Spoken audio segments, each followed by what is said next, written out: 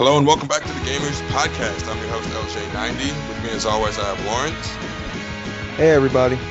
We have Ryden. Hey guys. And we have, of course, Team Benevolence. How you doing, Michelle? Hey. Pretty big day for us today. Sorry we couldn't get an episode up last week. The recent Skype MSN merger has kind of, killed it. Yeah, I'm trying to be polite here. So we're still coping with that. We think we've got it stabilized today, so hopefully we can get this to you guys. But we are back, and one of the things we wanted to announce to you today, before we get into the show, was our next Tecmo Koei Day. I'm sure you've seen little leaks about it on Twitter, hints being thrown out on Facebook, but this is our official announcement. We are having another TK Day, and it will be from March 8th to March 10th. That's the second weekend in March. And it's mostly going to be focused on Ken's Rage 2, which was released a couple of weeks ago, and Dynasty Warriors 7 Empires, which releases tomorrow in Europe and next Tuesday in North America, I believe. Yes. Yep.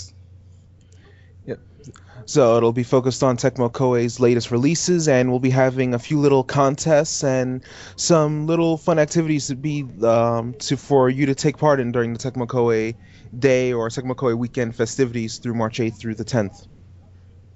Right, and we can actually tell you about a few of the contests that we're going to be having.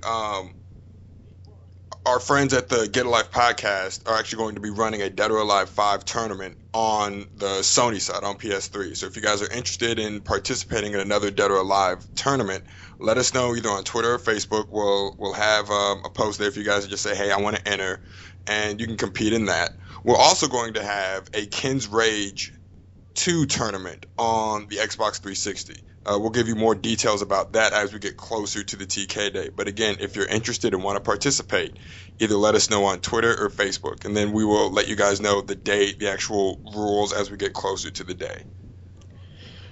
Right, and as we hit March 8th through the 10th, we'll also have a Dynasty Warrior 7 Empires contest for PS3 owners. So if anyone's interested in that, then you'll be able to send us a message, and we'll put you up for that as well.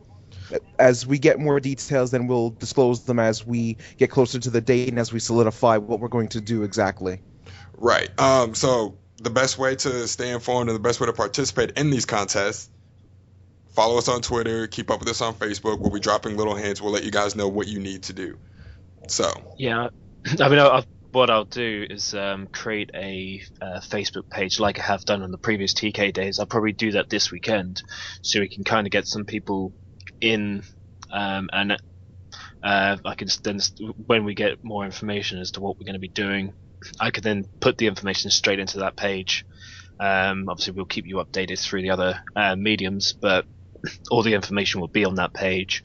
I can then detail in all the competitions as we finalize them, post up pictures and whatever of any prizes that we may have on offer, and also during the event itself we'll likely be holding like spot competitions both on the Facebook page and on the Twitter handle as well. Right, so we're really looking forward to it. We've had a lot of fun the past couple times we've done this, and we really just can't wait to get started. We can't wait to get into it. We can't wait to get back to playing with you guys, get back to interacting with you guys, because that's really what it's about. It's about bringing the TK family closer together. It's about maybe meeting someone.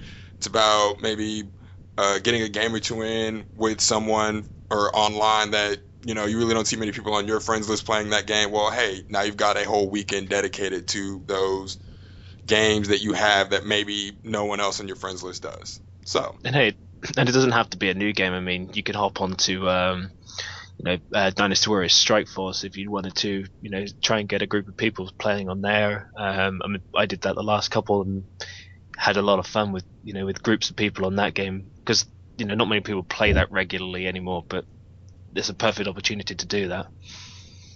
Right. And if you just wanted to communicate and take part and participate in the Tecmo Koei Day festivities, you can play an older title, like a PlayStation 2 title, like a Dynasty Warriors 5 or an old school Dynasty Warriors, or even like an old school Romance of the Three Kingdoms title, and you could live tweet or post your updates on your Facebook on the event page when we get it set up, and you can keep in contact with Tecmo Koei fans across the world that way. Yeah, you can take pictures of your collections. If you're doing any live streams, send us a link. We'll try and post them up. If you wanted to, if you were looking for other people to game with, then just post up your PlayStation ID or your Xbox Live gamer tag or whatever you're going to be using, and hopefully we can, get some people playing together that way. Right. So stick around, follow us, listen up. Hopefully you guys can get in with us, and we look forward to seeing you in the coming weeks. Before we get too far into the big news that dropped yesterday, Sony's PS4 press conference, BioWare just announced that they're putting out their last bit of Mass Effect 3 DLC. Right. What they're doing is they're going to release 2 bits of DLC. One bit comes out next week, which is Mass Effect 3 Reckoning, which will be in the style of their usual free multiplayer DLC packs, new weapons, new classes, such as the Geth Juggernauts, the female Turian Raptor, the Talon Mercenary, and the Alliance Infiltration Unit, as well as new weaponry and, if I'm not mistaken, new areas that might be added to the multiplayer universe. And that is coming out next week. But 2 weeks from now, on March 5th, they will be releasing the final single-player DLC for Mass Effect 3 under the name Mass Effect 3 Citadel, which will focus on a conspiracy that is targeting Commander Shepard and his crew, and you will be able to explore what the conspiracy is all about. And in so doing, you'll be able to reunite with characters from Mass Effect 1 and Mass Effect 2, as well as your teammates in Mass Effect 3. And the screenshot that was posted up on their forum page showed Shepard with Miranda and Rex and different other characters throughout the Mass Effect trilogy that you've used to team up with. So this seems to be like their last single-player DLC, as they've announced. So they're going to probably go out with a bang with this one. And the price that they announced, is $14.99. And on the 360, you will need to download this in 2 packs because the DLC is so large. The first pack will be priced $15, and the second pack will be tagged for free. But the second pack will not work without the first. So you will need to download 2 DLC packs on the 360 version for those of you who are interested in Mass Effect 3 Citadel. That's insane. But then when they did the Dragon Age Origins Awakening DLC, that was pretty huge as well. And that come out as a separate thing. Yeah, Awakening. I think Awakening you could have either downloaded or you could have bought the disc for it. Right. Yes. So yeah, and I bought the disc version because I had not much room on my Xbox. So yeah, the disc version was probably the safer and smarter version to try to get to save room and everything. But yeah, it looks like they're gonna go off on a high note with ME3, and they even say that they added a bunch of mini games and new areas to explore after the DLC. So there's some new things that you could probably play with in the Citadel DLC that is not Citadel story related. Right. I was reading the forum post. It looks like they're bringing back a form of the Flux Casino. They're bringing back the casino, and they're also bringing back the Xbox DLC for Mass Effect 1, the combat range. cool. Right. So that's what it seemed like they were alluding to. Yeah, it seems that way. And you'll be able to also fix up Shepard's own room in the Citadel. You'll be able to actually customize it according to the forum post. So. All right, give Shepard a nice little home. Hold on, we can do spoilers for Mass Effect 3, right? I think it's been out long enough. I think the internet already set on fire last time when everyone's giving out their spoilers. Yeah. The mandate for spoilers is probably already long past for Okay. ME3. Well, I think they almost closed the internet. just in case, if you haven't finished Mass Effect 3 yet, skip ahead like 5 minutes. Yeah, you can set up Shepard's home right before it gets wrecked by Cerberus. Yeah, pretty much.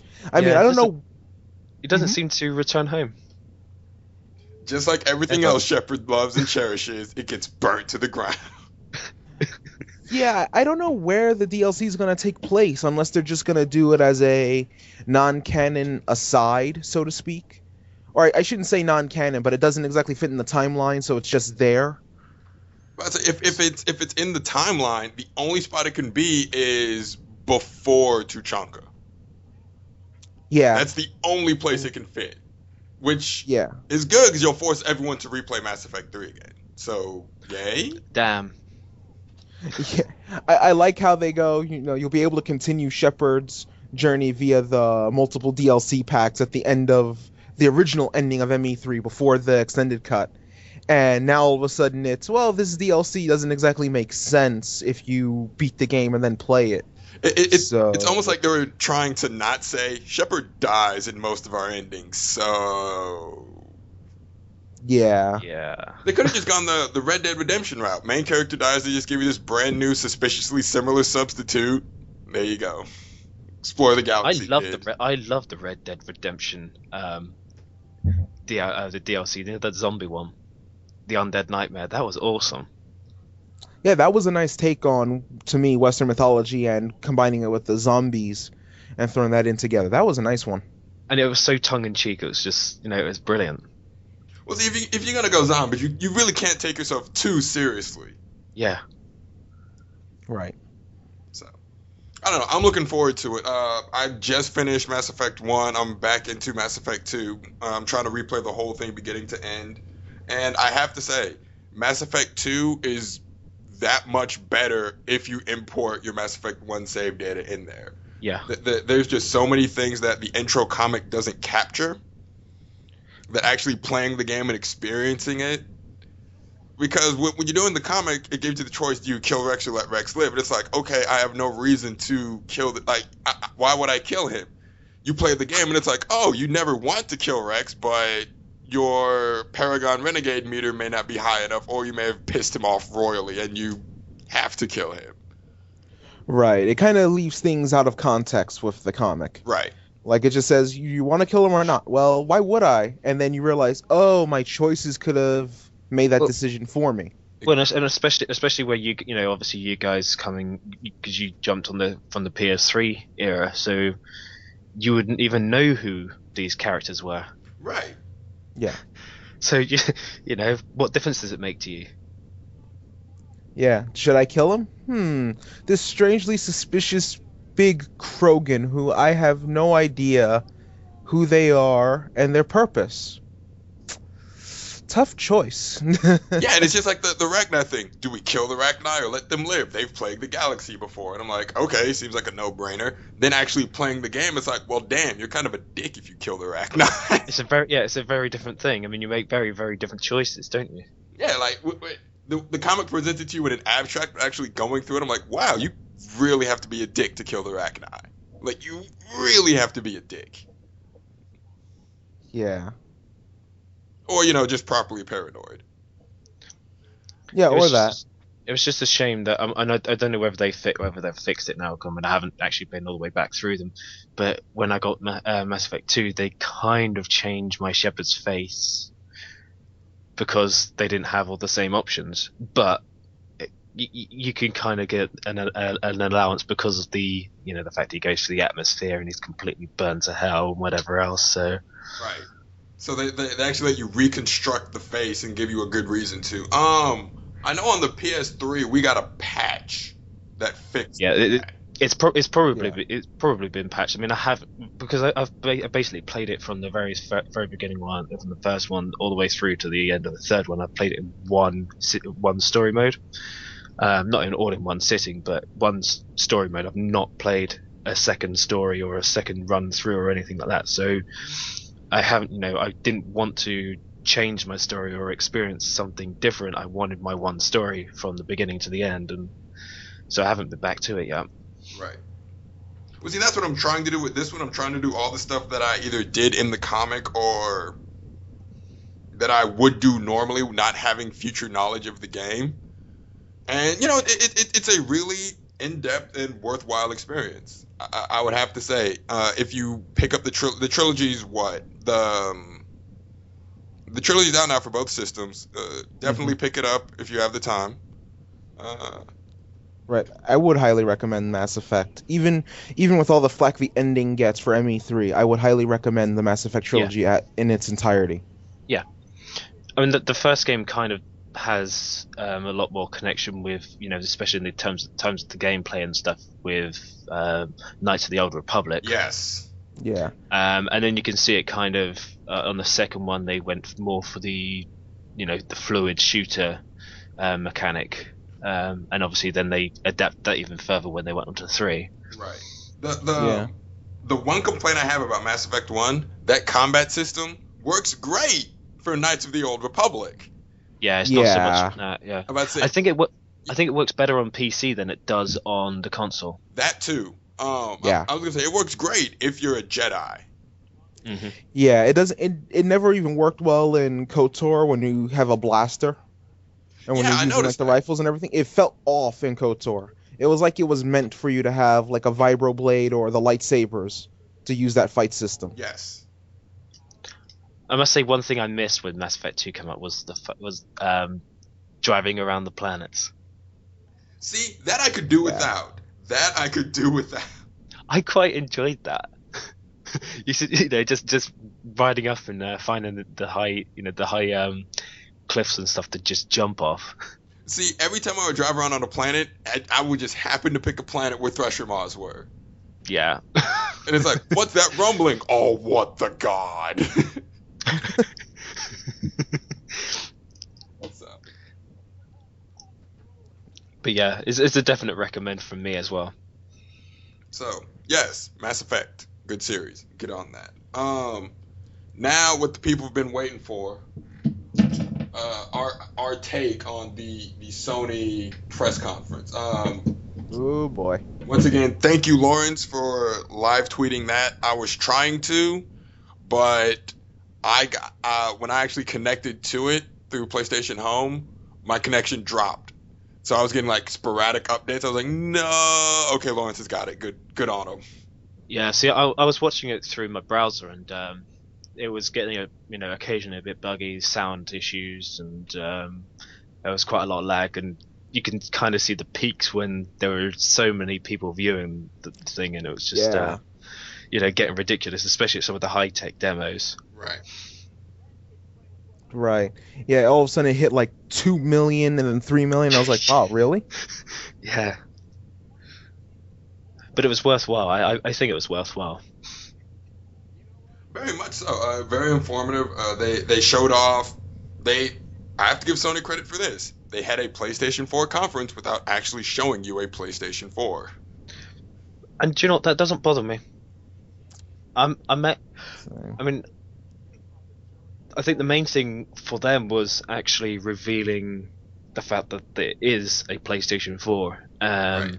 And they did what I expected them to do. They went through the general specifications and what it can kind of handle, and and what they were showing was the tech demos, the high end games and things like that, which everything else they'll kind of reserve back for E3. Right. But it was kind of surprising, the fact that that they did, someone else made a point about this, is they actually went in and they called it PS4, because normally they give it a project name. Right. They'll jump in and they'll say we have got a new console in development. It's Project something something. Yeah. Like the GameCube had the Project Dolphin originally. Yeah, and they just went in straight in your face, told you it was a PS4. Yeah. Yeah. Which I kind of thought that maybe this time they might have given it, instead of a generic name like a PS4, they might have given it a maybe a refreshing PlayStation title, a PlayStation something or other. But PS4 works, and it's what people keep calling it anyway. Right. Yeah. It's one of those. You guys already call it PS4 anyways. We're not even trying to hide it anymore. PS. Yeah, it's a PlayStation. It's a fourth iteration of the PlayStation. Go with that.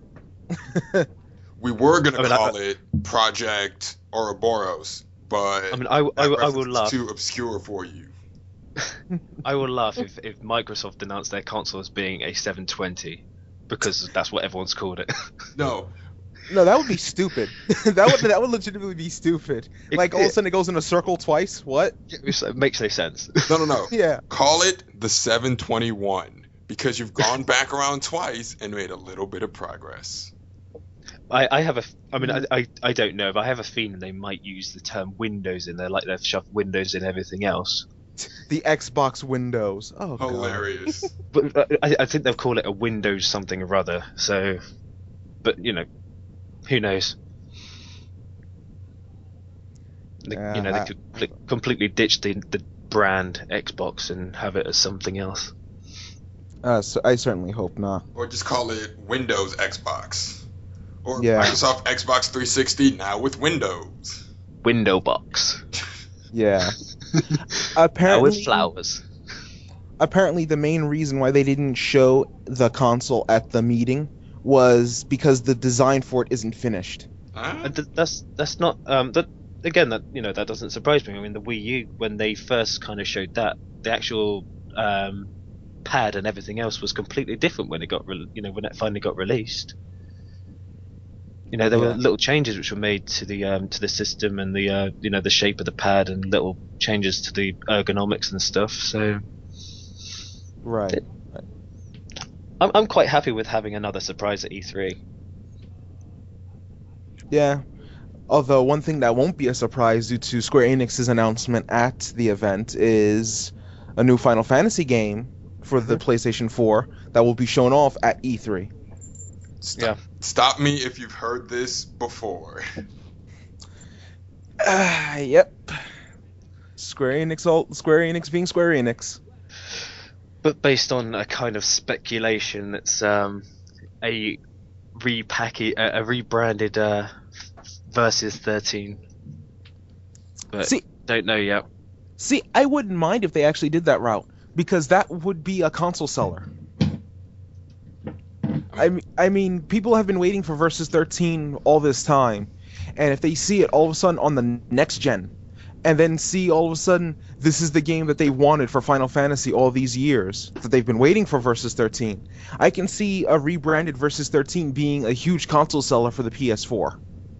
Yeah.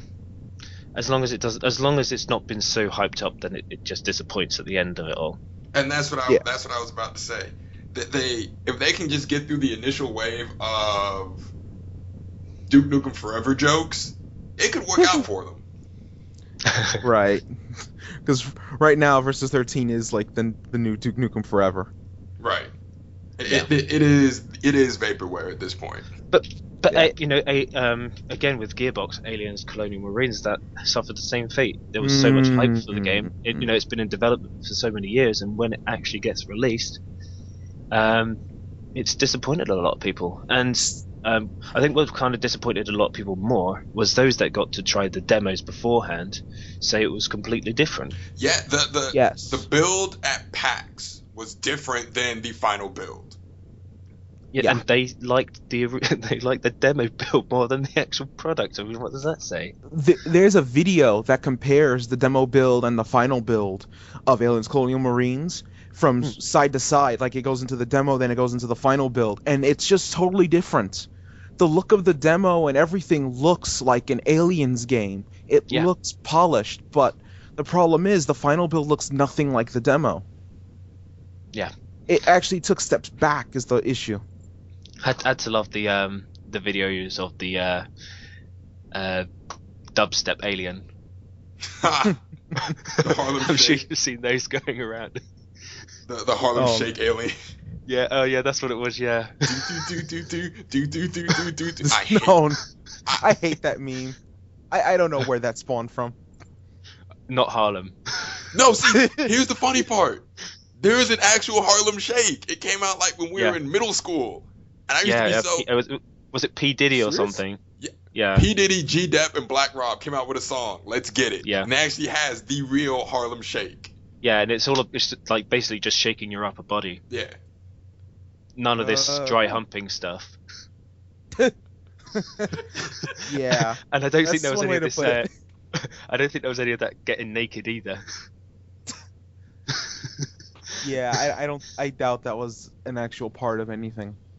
No. See that's I'm actually afraid to go to Otakon this year. Well, hopefully it's died down by the time Otakon comes around. Because if I just see someone with a helmet just start doing, I'm like, no, we're stopping this now. This stops now. You saw The you saw the best- video. Go ahead. Go on. I was about to ask Justin, did you see the video of that one guy with a helmet who was about to start it, and then right before it gets to the part where everything goes crazy, a guy just runs through the camera, Yes. runs up to the guy and just smacks him with his helmet, and he goes, "No, we're not doing that." Did you see the one with the washing machine? No, I don't know. I I don't want to know. It's actually good. They've got this washing machine going out in the garden, and it's just rumbling away. And what when it drops, you kind of expect it to be. I was expecting a load of other appliances to start doing it as well, but no. This guy goes and throws a brick in the in the washing machine, and the thing just goes completely mental and destroys itself. Oh, I remember that one now. I did see that one. That was probably the best one I've seen. Okay. Yeah, all of a sudden it starts normal, then all of a sudden he just throws the brick in it, and the thing It's just like the top of it just completely throws Disintegrates. itself out. Yeah. yeah. So what the fuck? Okay, that's actually kind of funny. Oh man. Anyway, back wow. to Sony. Yeah, we digressed far past Sony on that one. Well, I kind of half expected them at Sony to just start doing do, but no. Thankful. I really like the features they were showing off. The two that Yeah. really caught my attention were, hey, we're pushing our developers to make all of our PS4 games Vita Remote Play compatible. That's probably one thing that I really liked. The fact that they're actually now pushing the Vita. Yes. Right. And kind of giving it more of a purpose. It's not had a good year, so far it's not had a good year in its first year of running. So it's quite nice to see them putting some life into it, even at this stage. Yeah. Yeah, they found a use for it, and with also not only the with stuff that they're throwing in with the applications on smartphones as well. Yeah. Throwing in the remote play for the Vita also helps it a lot, especially if the Vita can handle those graphics. Yes. I love the fact that you get when they showed it off, and he can literally pull the game from being there onto the Vita and just continue playing on the Vita, a bit like the Wii U does. But I personally would find myself more comfortable playing on a Vita than I would on that Wii U unit. So Yeah. because Yeah. it feels more like a proper console, and not this big square thing. Yeah, Not not this this tablet. Yeah. Yeah, because when with a tablet, I expect to be just scrolling my finger across the screen, etc., not Yeah. pressing buttons underneath it and whatnot. Right, But right. That was a really good feature. I quite like the share button feature as well. Some of the bits that you can do on there. Yes. There have been many times where I'm just doing something. It's like, I want someone that's online, or I want someone to see just the havoc I'm wreaking right now. Oh, I Yeah. just hit share. Hey guys, join my screen. Yeah, pretty much. And now you can do stuff like that, and then be able to share your video with everyone, and then people can even join your games in the middle of you playing them in case you're struggling Right. and you're having a Yeah. hard time. The help me big bro mode. Yeah, Yeah. as you termed it. I saw you calling it that. I mean, that's basically what it is. Hey, I can't do this. So someone want to help? Someone want to do this for me? All right, thanks. That was Yeah. pretty Yeah, it's a pretty cool feature from what I saw of it. I mean, it's not something that I could see most people using, because some people will just be like, why am I asking for someone else's help right now? cool. Yeah, Or why I, why is someone else jumping into my game right now, I should say. I don't know how much how much I would actually use that thing. Yeah. I mean, I could see it working in the long run, but I could also see it being kind of eh. Yeah. Right. Yeah, but But it is you know, something if that a lot of people like. I won't, I won't complain if it's a feature they're thrown in, even if I don't use it. It's a feature that's there. If I don't use it, I don't use it. I don't, Mm-hmm. that's not my loss. Right, right. Michelle, was there anything from the PS3 announcements or PS4 announcements that you liked? Well, I didn't really watch it because it's too late for me, but Right. I've kind of mixed feelings about it. I hate the fact they're sort of pushing the online sort of part of it too much. Well, they've it's been announced now that there's not going to be an always online feature, so you don't always have to be Okay. online. And it's Right. also been announced that the that you will be able to play pre-owned games. Yeah. So those two kind of big worries are now taken away, and they're not issues anymore, or right now they're not Let's issues say unless they for get now, implemented a bit later.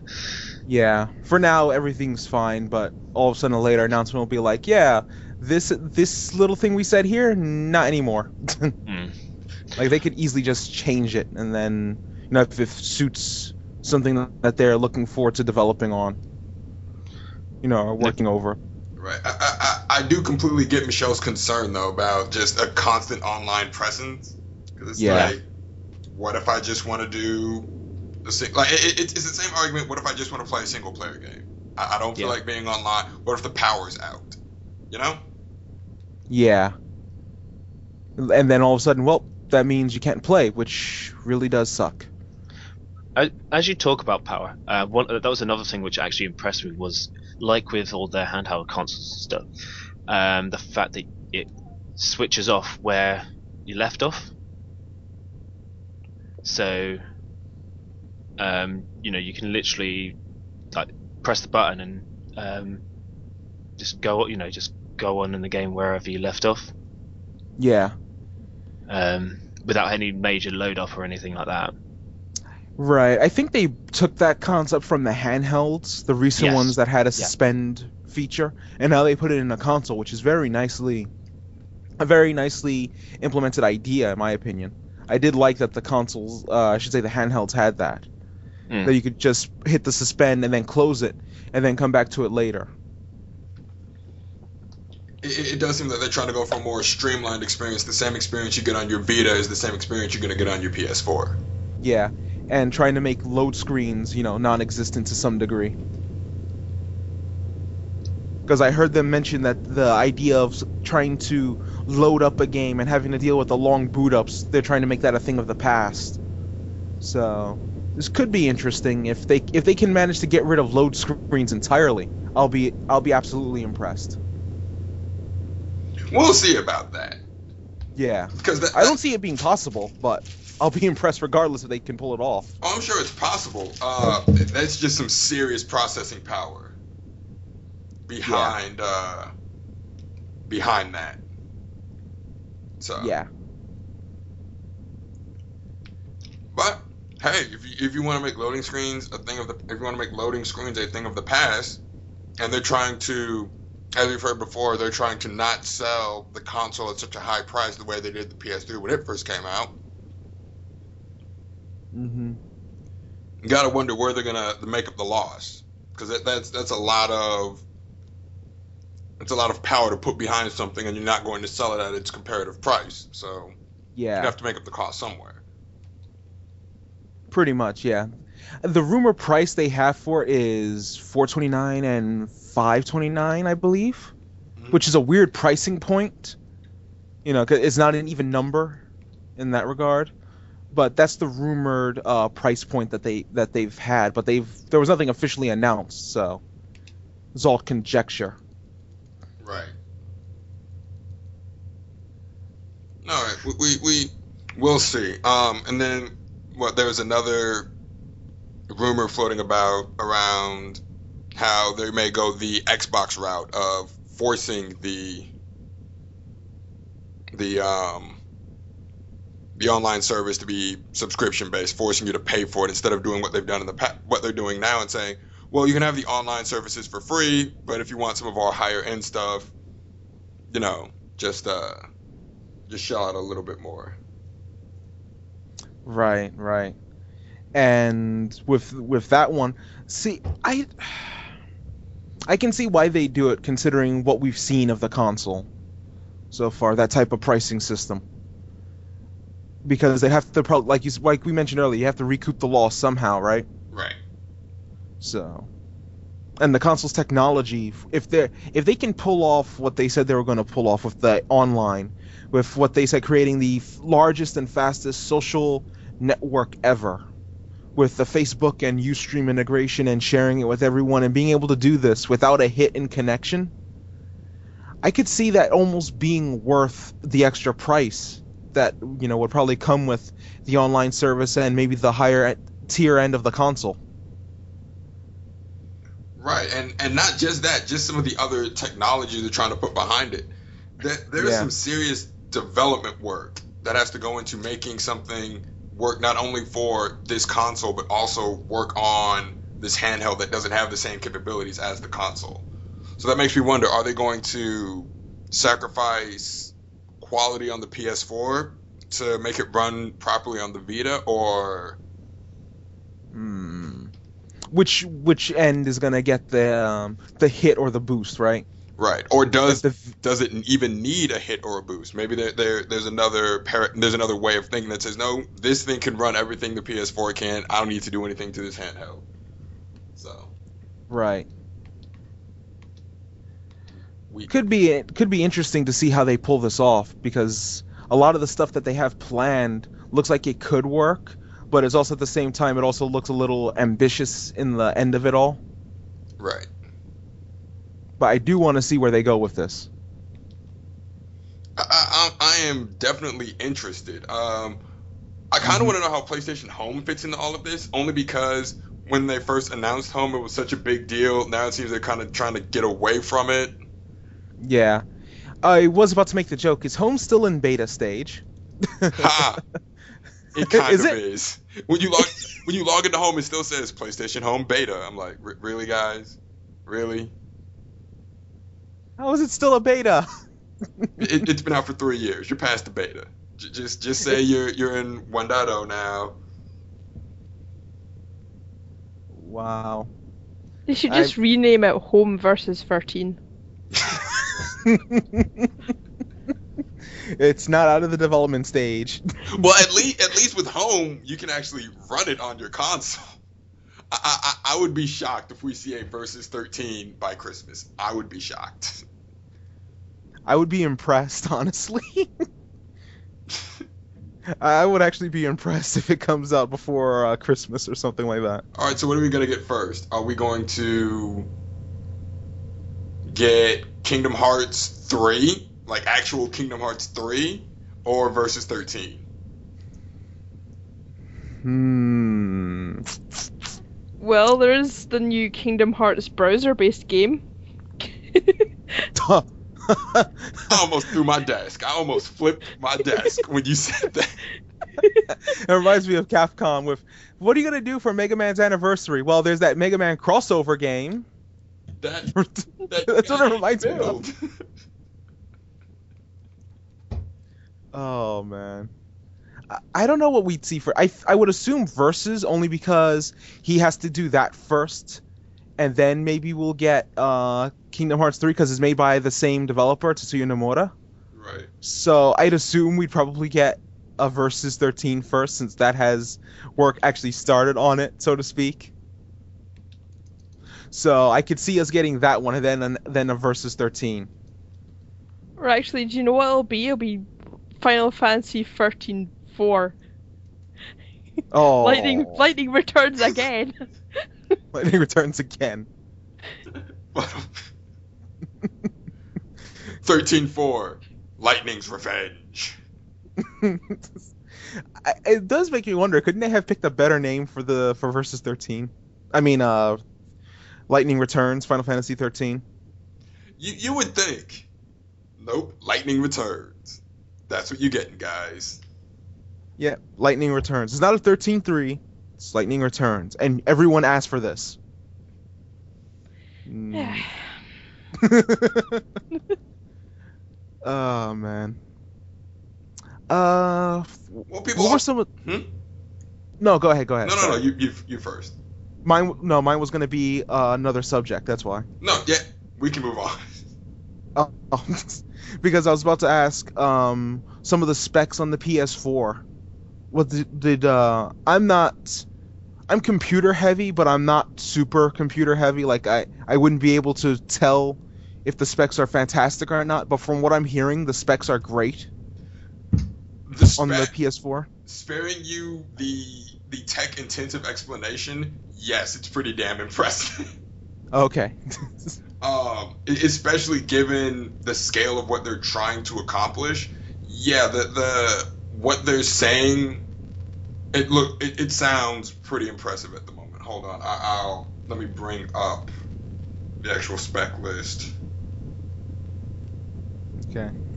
But yeah, like we said, there's some serious processing power behind this. All right. Cool. Does it live up to what they said? It's a PC, high-end PC, but supercharged, which was I think their quote at the actual event. It's a supercharged PC if you've never owned a PC. I kind of get it. If you're not used to PC gaming, it'll be great. If you're used to PC gaming and you're used to the freedom to upgrade at will, and you're used to the freedom of, okay, I've maxed out the capabilities of this, swap out my graphics card, swap out my processor. If you're used to that experience, nothing can really live up to that. But yeah, Okay. it's like half true. Right. For console gamers, this is fine. For PC gamers, PC. Basically, and you're never really gonna woo that hardcore PC gaming crowd. There's nothing you can do to win them over. Absolutely nothing. Because all they'll pretty much go is PC Master Race, and then yeah. Well, yeah, and like I said, they're used to that freedom of being able to upgrade at will, and being able to. One of the draws to PC gaming is the games don't have to wait for the hardware.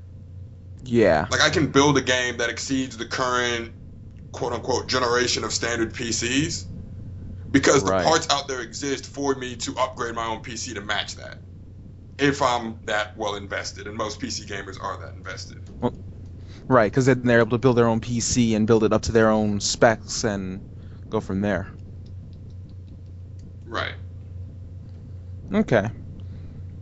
So for pretty much for console gamers, this will be a treat, but for the PC goers, it's kind of, I don't want to say backwards, but not so much backwards, but not what they're used to.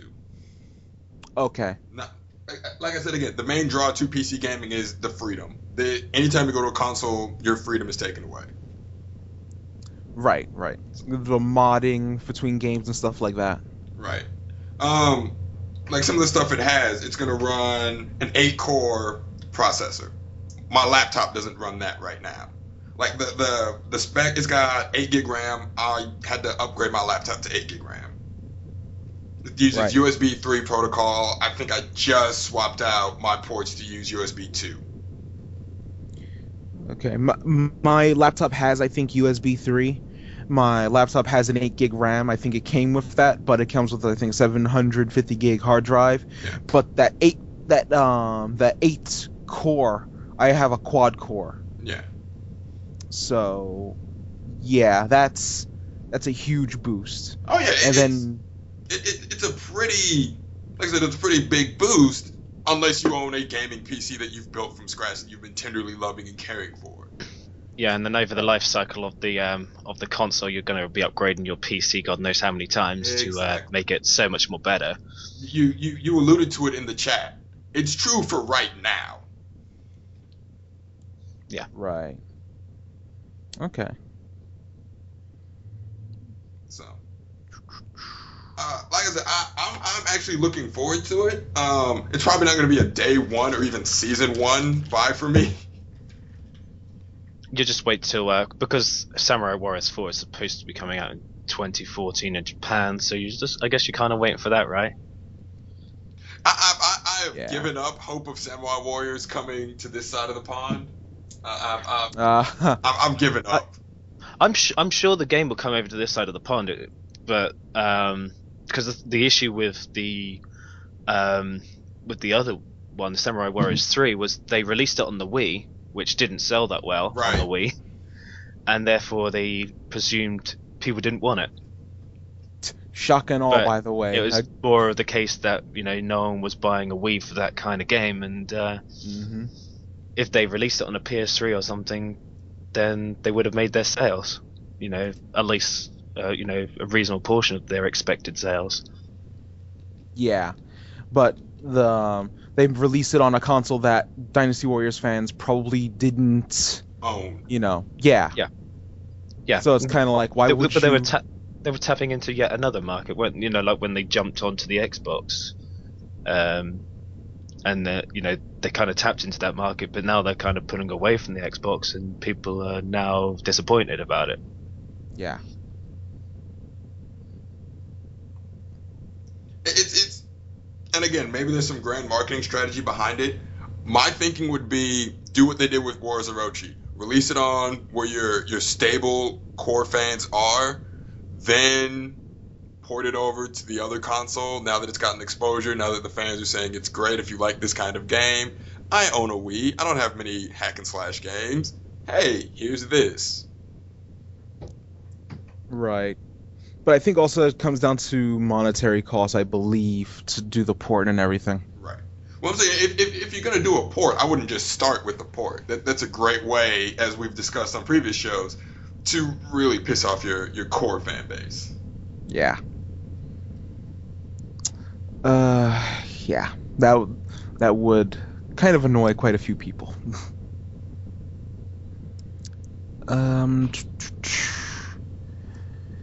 Bringing this back to Sony in regards to the companies like Tecmo Koei and everything. Did you see the list of third-party companies that are in support of the PS4? I did. That was a huge That's list. pretty damn impressive.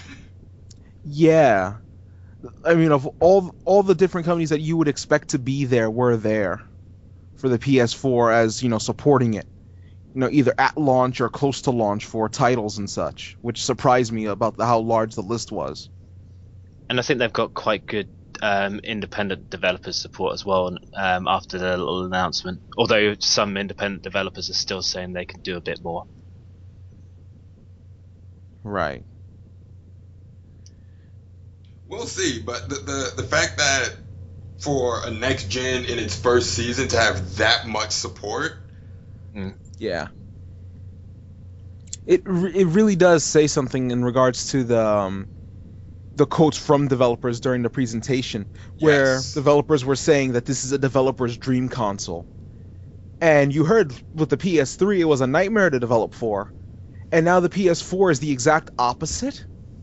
Well, it's almost as if they learned the lessons from the PS3 and what made it so difficult to program for. Yeah. And now they fixed all of that coming with their new one. Right. So it looks promising, but then again, most things look promising in the beginning. So Yeah. Mm-hmm. And it's a little hard to tell with the majority of these tech demos and stuff like that. Yeah, I mean, how much of it is the legit? Killzone one did show some gameplay, and the Watch Dogs one did show some gameplay. But then Watch Dogs is also coming on current gen consoles, as far as I'm aware, still. I don't know. It's also coming on the Wii U. It's been Watch- announced for the Wii U, so Yeah. um, Okay. all right, we will see about that. I'd be surprised if Watch Dogs came out on this gen and next gen. I'm sorry, Watch Dogs looks dope. I'm not gonna buy it twice. no. I think it'd be more so for those who have one. Like, if you have a PS3, then buy the PS3 version, but if you upgrade it to the PS4, then you can get the PS4 version. Kind of like what a lot of games this gen were doing early on, where Yeah, there was but- the PS2 version if you didn't get the PS3, but if you got the PS3, then just get the upgraded version. Yeah. That's fair. Hmm. All right. The demo that probably impressed me most was that Capcom one. You know, the one with the dragon and Yeah. that what's it called? Deep Down. Right. What looked like Dragon's Dogma 2? When I first saw Yeah. it, I thought it was Dragon's Dogma 2. You know, I kind of did as well. It looked like a Dragon's Dogma, you know, When it almost starts- take or sequel. yeah. When it started pulling in, I thought, oh, was this a Monster Hunter game? No, I'd say Dragon Hunter, Dragon's Dogma, and then no, it's something completely different. Because then they started talking about the fact it was a new IP and stuff. Right. Right. Well, then again, technically, Dark Souls is a new IP from Demon Souls, if you want to go that Yeah. route. Yeah, Yeah, that's true. yeah. So it could be a spiritual sequel or something. Yes. And we all know gaming loves spiritual successors. Yeah. You said that so enthusiastically. Well, some of them are hit and miss in terms of spiritual successors. Like, for instance, a hit would be Ico and Shadows of the Colossus, and a miss would be for some people to bring this back to Square Enix, FF7 and Dirge of Cerberus. Yeah. Yeah, with a little So- spin off. Well, it wasn't. Yeah, because it kind of tried to continue a story, but it was more just a spin-off title. Yeah. I really wanted to like Dirge of Cerberus too.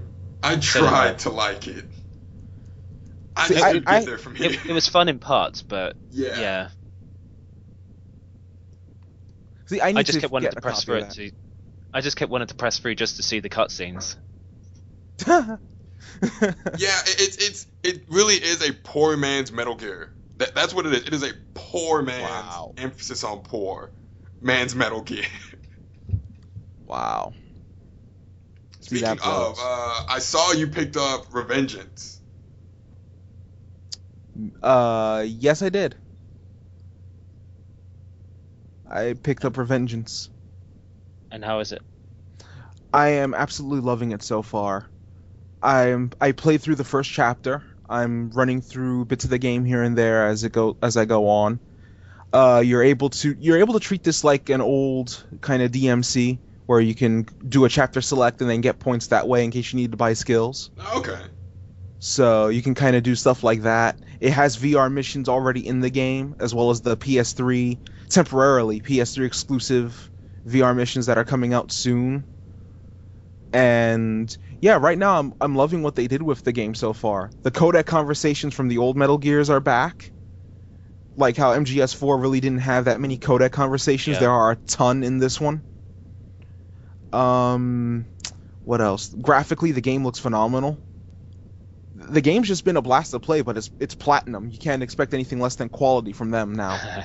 They Nice. hit that point where, they did Vanquish, they did Bayonetta, they did Anarchy Reigns, then now Rising. They've hit the point where anything out of them is quality. Nice. Yeah, and I want to, on a side note with Rising, I do feel a lot of the reviews are either misinformed or badly written for it, as a detriment to Rising. All right. Why do you say? I'll put it this way: what are the reviews saying that's kind of missing the point? Well, one of the reviews brought up the point that they felt that you couldn't switch weapons on the fly, which is partly true and partly not, because they felt that Raiden should be able to switch weapons on the fly. For one, not every action game has had that, and other games don't get docked for that as of late anymore. Like Ninja Gaiden didn't get docked for not having, weapon switching on the fly. But with that said, I played through the first chapter, I got my first side weapon, and what happens is the side weapon is assigned to your triangle button, while your sword is assigned to square. Okay. So technically you can combo into your side weapon. So there's no weapon switching on the fly, but you have both. You're dual wielding. All right. So it's I can't change weapons, but I can use two at the same time if I think that way. Right, because you can just combo from square to triangle and he'll automatically go into the weaponry. So I don't know. It just seems like some of the reviews were nitpicking at certain things with Rising that were either wrong or just a little off in the basis of them. Like saying you can't switch weapons on the fly, but both weapons are assigned to 2 different buttons. Okay. No, that's pretty much something that I've noticed with Rising. I feel that it's a lot better than some of the reviews have given it flack for, so to speak. All right. Well, I'll put it this way: would you recommend it? Yes. All right. I don't have to think about it. It's an absolute recommend on this one. Would you have to have played the first couple of Metal Gears to fully appreciate Revengeance, or can you just jump right into it? You would probably have to play 4 to understand some of the plot going on in Revengeance, but I don't think you would have to play any of the other Metal Gears, so to speak. Okay. Because other plot points are talked about in codec conversations that might be of importance from Metal Gear, because this crew that Raiden's working with haven't exactly been with him since MGS2. Okay. So he talks about some of his MGS2 and MGS4 exploits during the codec conversations. But even so, the closest game you'd have to play to understand what's going on and to appreciate some of the story is 4, since this takes place after Part 4. All right.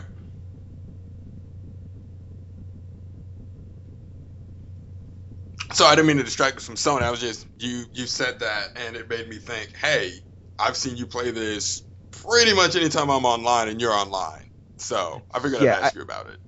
Yeah, I've been playing this left and right now. I've been playing through VR missions lately. I played, like I said, I finished Chapter 1, and now I'm just playing through the game as it is. Raiden can learn different skills. He can upgrade his weaponry. There are different things to look for in the missions themselves, like that you can find VR missions. There are a bunch of different collectibles and unlockables. It really feels like, I don't want to use the term like this, but it really feels like a game, so to speak. Like the collectible, it feels like an old school game in that regard. There are things to unlock, things to look for, things to work for. You know, it's not like, as a lot of people would joke, the current model of, an unlockable is DLC, so to speak. Okay. All right. I'm planning on doing my Metal Gear binge in April. I will start from 1, work all the way to 4, then get Revengeance. That is my plan. You won't regret it. No. You know what? You guys have yet to steer me wrong. So we will start with Part 1, and then and play the HD collection if you can. Well, that's what I was gonna do. I was just gonna pick up the HD collection. Okay. So, but no, bringing this back to Sony. It's supposed to come out. They said holiday season 2013. Based if on anything like their other console, would been probably November.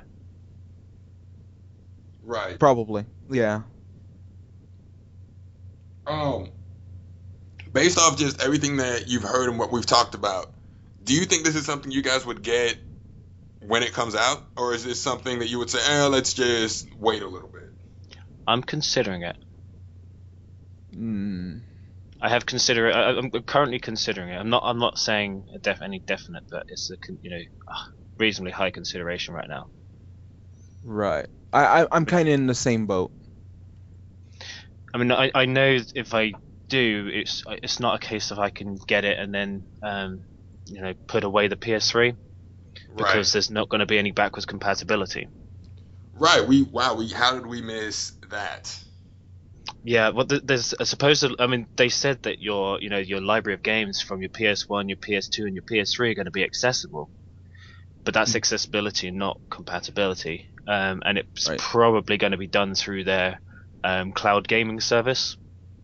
Yeah, I think they confirmed that it'll be done through the cloud gaming service. And if that's the case, then you'll likely have to, because there's already talks about there having to be a subscription-based service and whatever. You probably have to pay a tiered subscription. If you want it, you can have an access to these libraries if you pay this much per month or this much per year or whatever.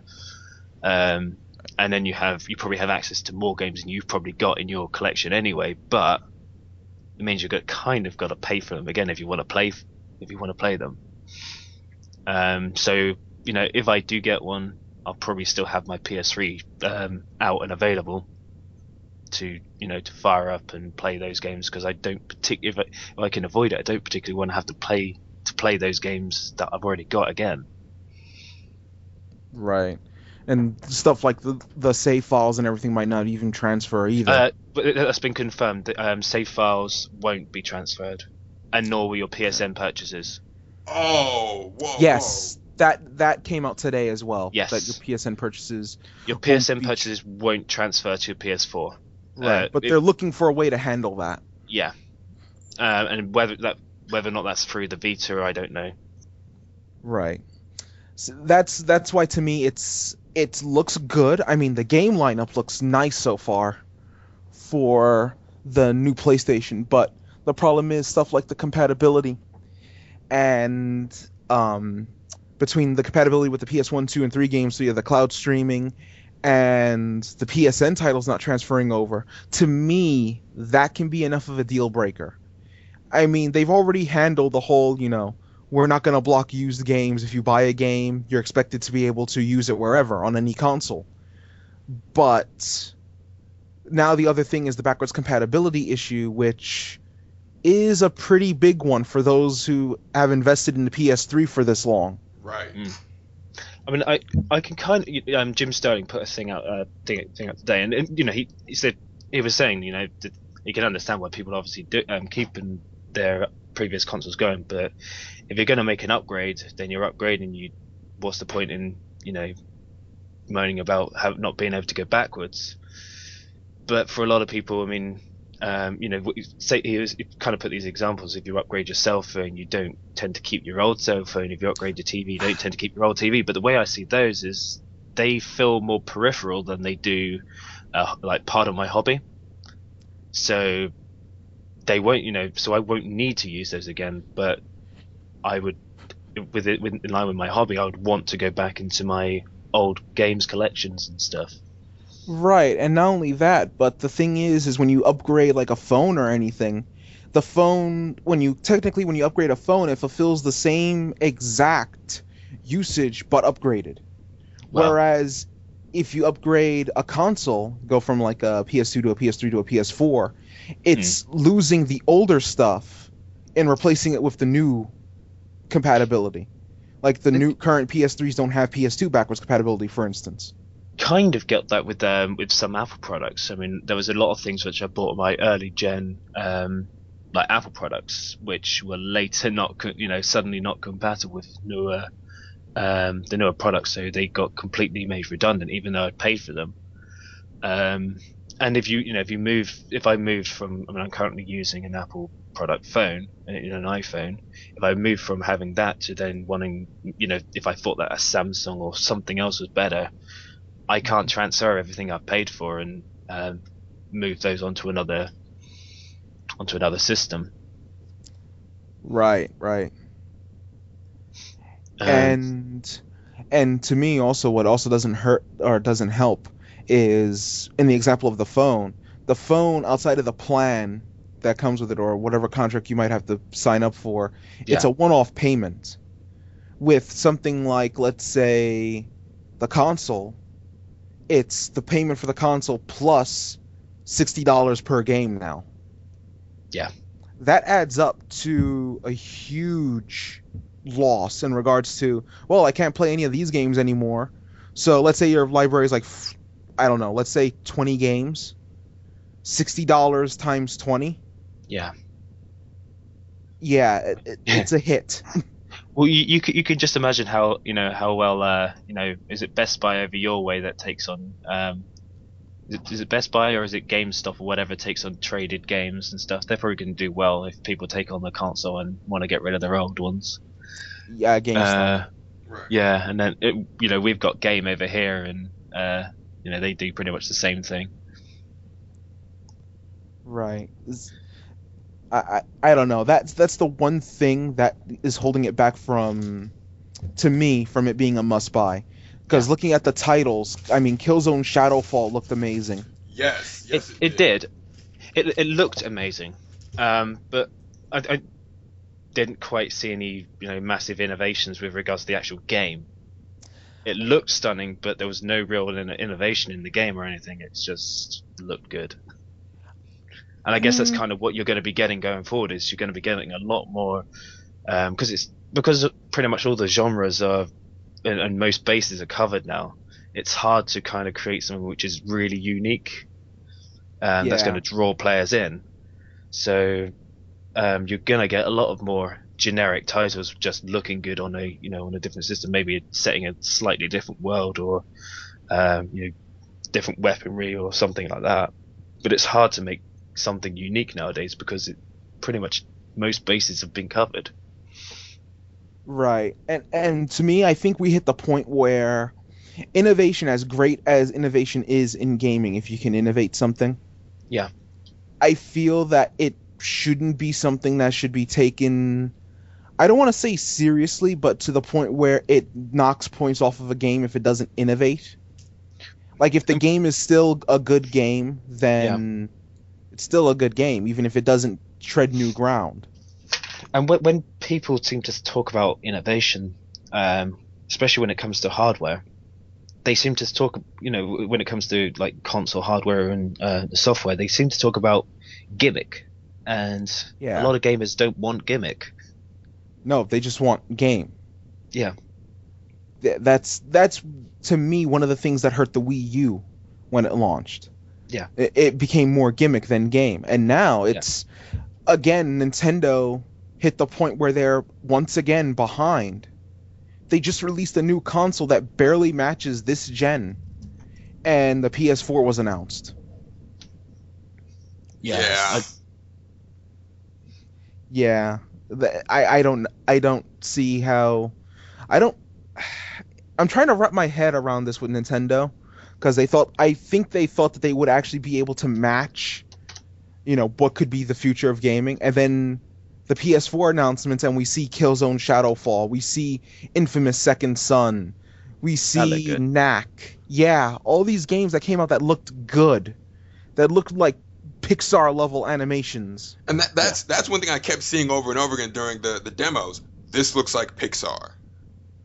Yeah. Which, quick side note, if you haven't checked it already, back in January, Pixar applied for a patent for a new way of animating films that combines hand-drawn and CGI.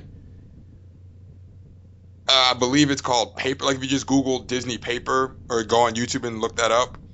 Oh, Paper. No, I was thinking of that, the actual title of that other Disney thing that's completely irrelevant. Yeah. No, I think that's the one you're talking about. It's like, it has paper airplanes. Yeah, Paper Man. That is the one. That's a really cool video. That cool video, cool story aside, the way they put that together looks beautiful. Yes, yeah.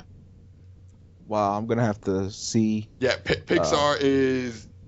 I guess they've said, you know what? We are the undisputed kings of CGI movies. Now we're gonna do something different because we can't top Toy Story 3 and Wreck-It Ralph. We can't.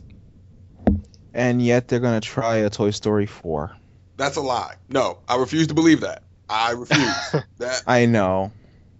Unless it's brand new toy. I don't want, if they do Toy Story 4, it can't be Buzz and Woody. I don't want another Buzz and Woody story. Their story is done. It is wrapped up nicely. It is over. You want the T-Rex, right?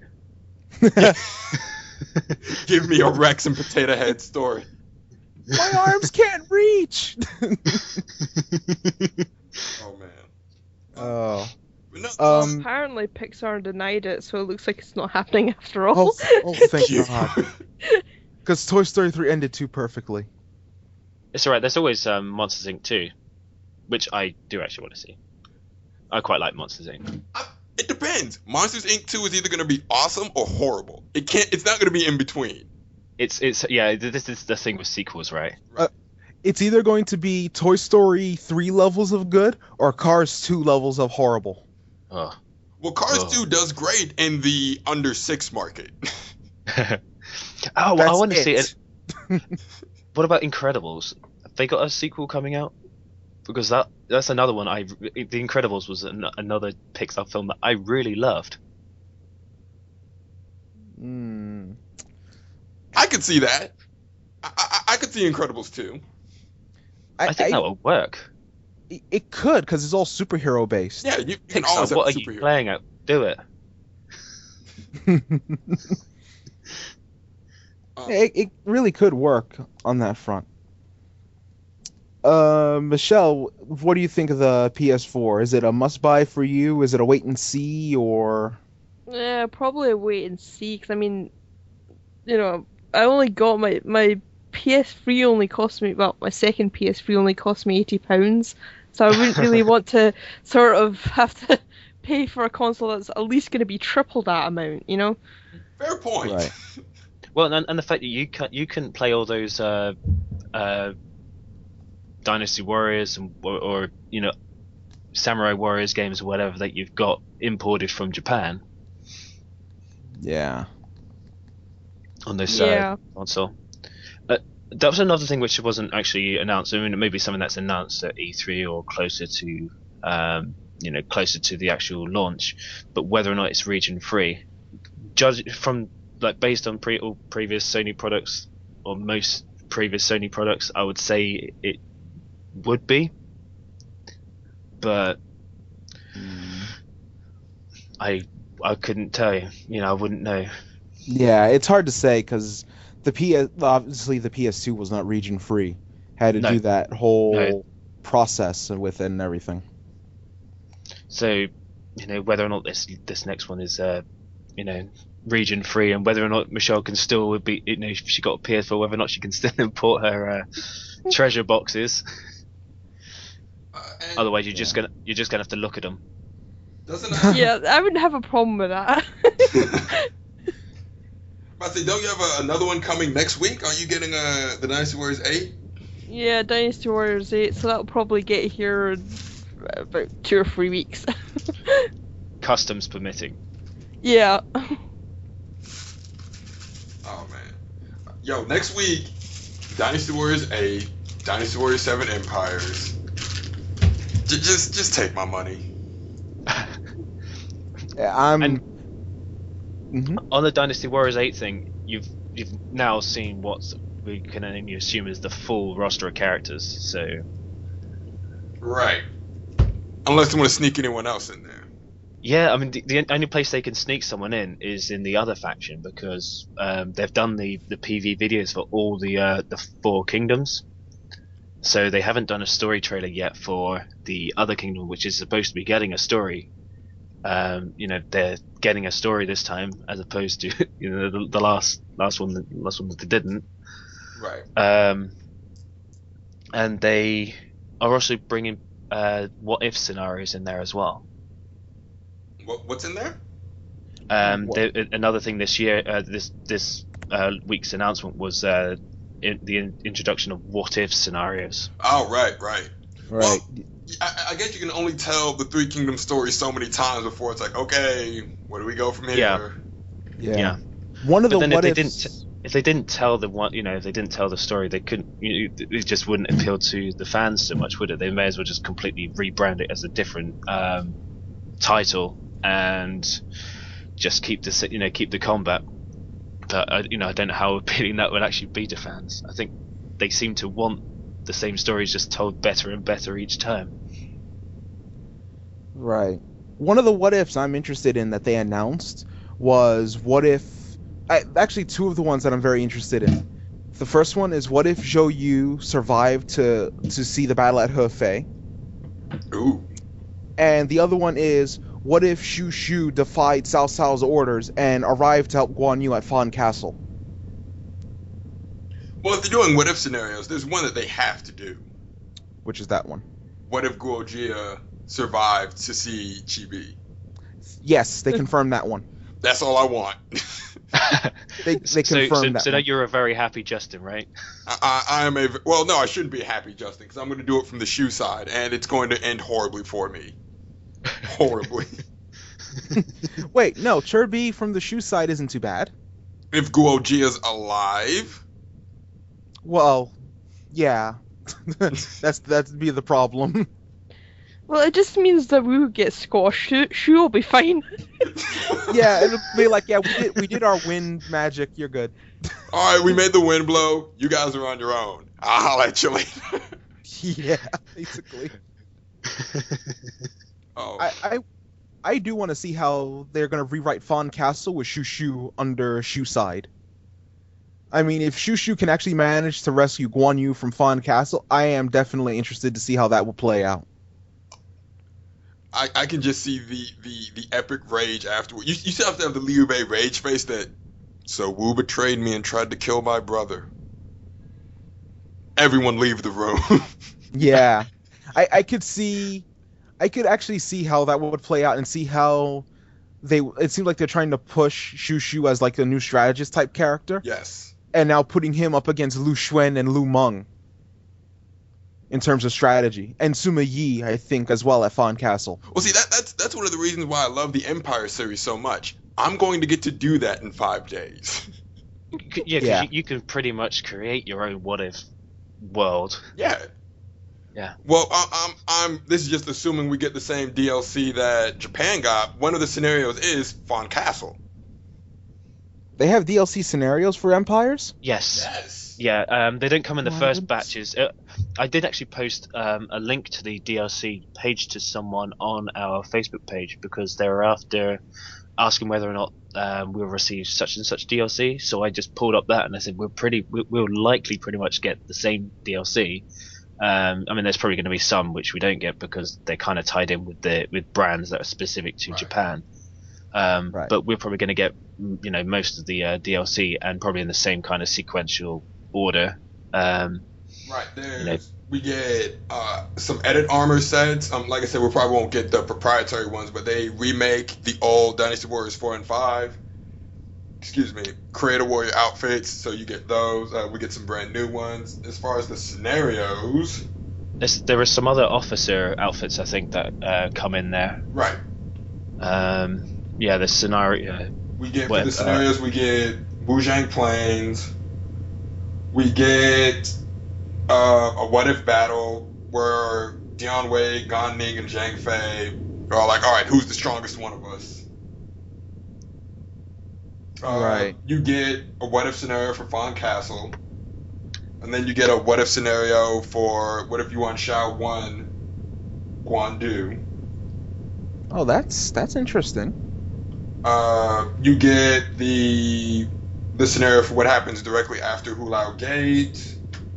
Wait. That one's DLC? Yep. Oh, that sucks.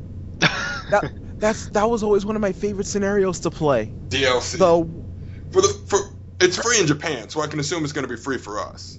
oh, okay.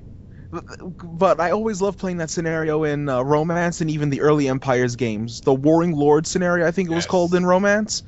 Yeah, I always love that scenario because it's always the most fun because it has the most activity going on. Yeah, because everyone's trying to Well- be top dog. Yeah. Well, if it's a free one, then that's All the not so much. scenarios are free. You've got Tong Gate, then you've got all the Wei rebellions.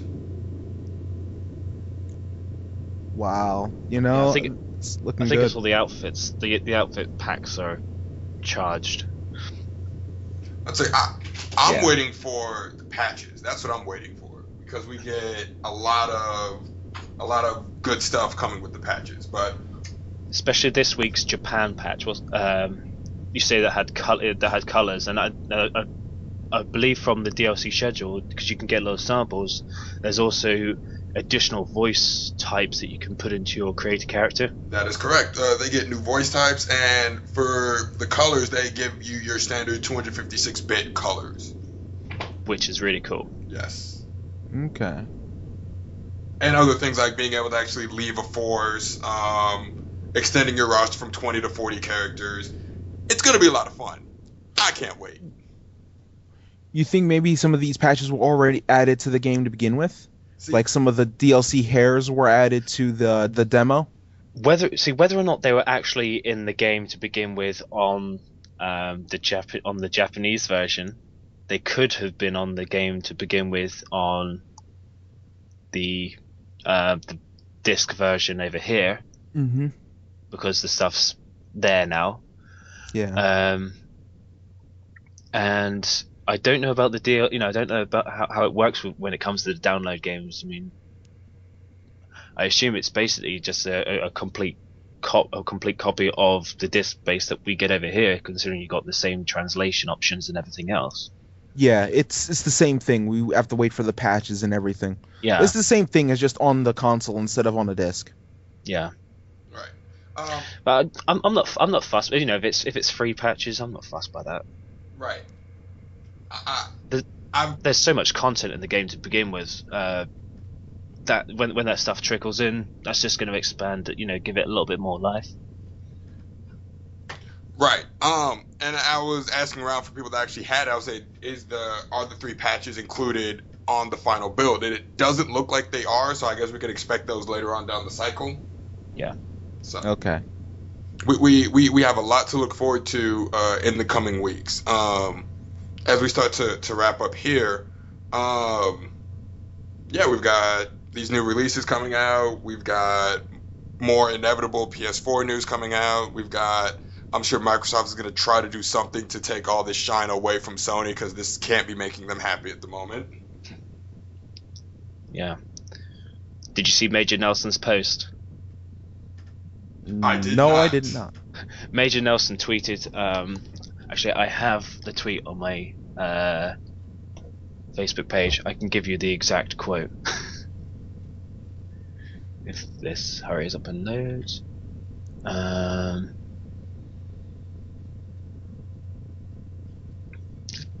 It was literally just, I think, literally just after the conference. So Devin's been watching eagle-eyed. He said, and I can only read it in a sarcastic voice. Announce a console without actually showing a console. That's one approach. You mad? You mad? I mean, really? This isn't the first time this was done. No. And at this early stage, it doesn't. At this early stage, I don't think it matters, because a lot of the times they don't tend to talk about them until right near E3 or at E3. Right. I mean, Nintendo announced the Wii without showing the console. Yeah. And Nintendo announced the Wii U without showing the console. Yep. And Nintendo, I believe, announced the GameCube was in development without showing the console. And no one said anything. Everyone was like, "Oh, I want to see how it looks. I want to see how it looks." Now everyone is going, Sony didn't show the console?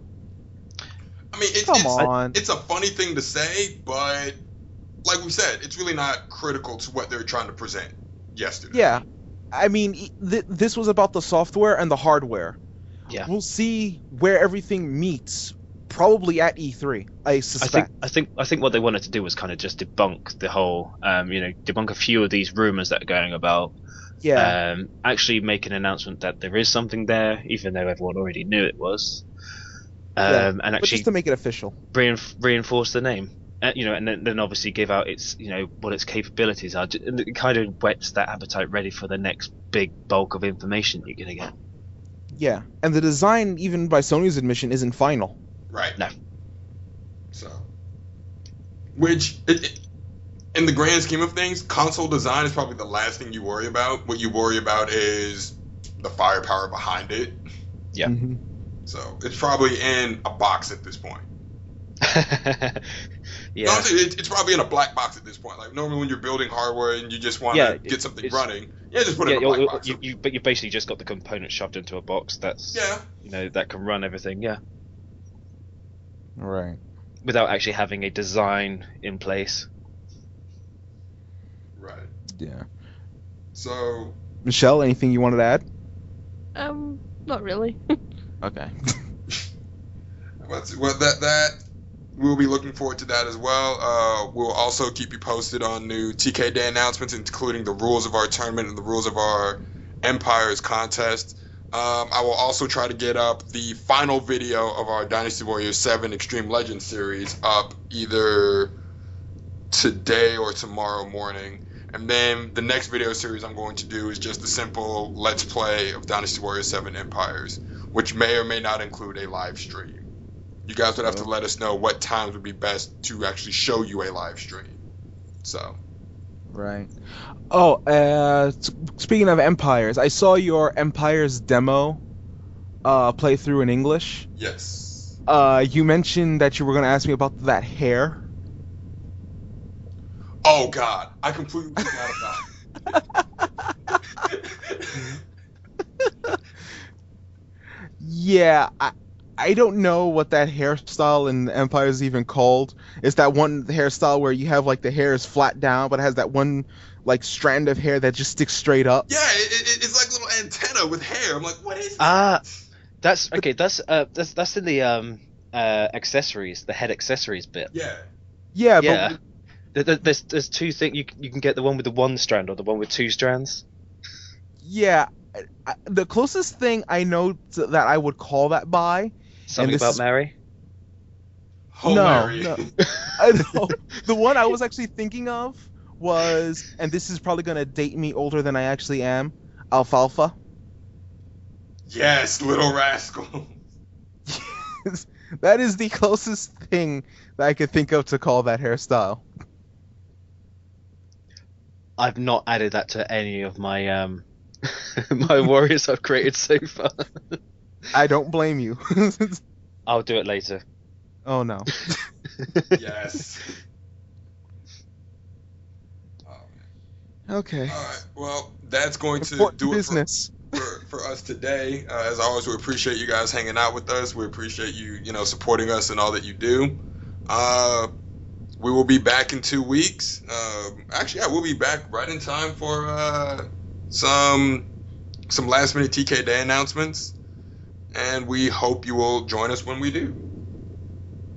Yep, everybody. And if you've been following us, then be sure to like us on Facebook, follow our Twitter, check out our Tumblr, and subscribe to our YouTube channel if you want to catch more of our episodes and any videos to come, like Justin's Dynasty Warriors 7 XL and Dynasty Warriors 7 Empires playthroughs. Right, and we are back on Podomatic, so if you want to subscribe to us there, subscribe to our iTunes channel, feel free to do so. But until next time, we are Gamers, and we will see you guys next show. Take care, everyone. Ciao. Take care and happy gaming.